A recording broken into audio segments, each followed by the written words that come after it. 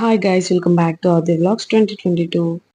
ఈ రోజు హోలీ కాబట్టి నిన్న నైట్ మా ఇంటి దగ్గరలో అయితే కాముని దహనం అయితే జరిగింది. ఒకసారి ఆ వ్లాగ్ అంతా చూసేయండి మీరు కూడా.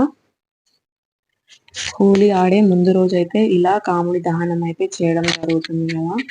అండ్ ఇక్కడ ఉంటుంది కదా బూడిద, ఆ బూడిద మొత్తం మనకి చిన్నపిల్లలకు పెట్టిన భయం లేకుండా ఉంటారు అని అంటారు.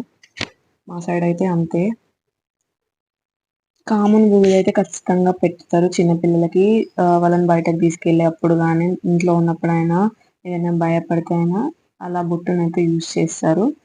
అండ్ ఇలా మంటలు పెట్టిన తర్వాత దాని చుట్టూ ఆటలు పాటలు ఆడుకుంటూ చేశారు. ఒకసారి చూడండి, నేను కూడా ఇలా కొత్తగా చేస్తున్నాను.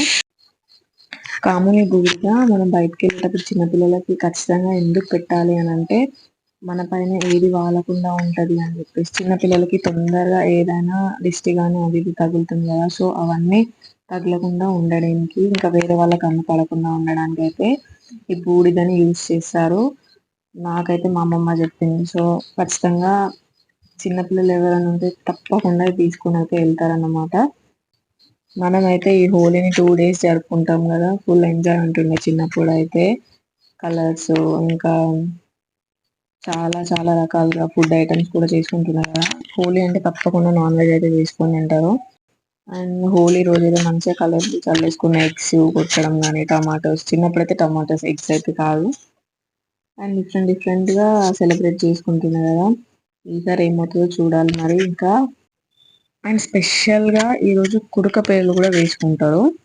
ఇది కొందరికి తెలుసుంటుంది, కొందరికి తెలియకుండా ఉంటుంది.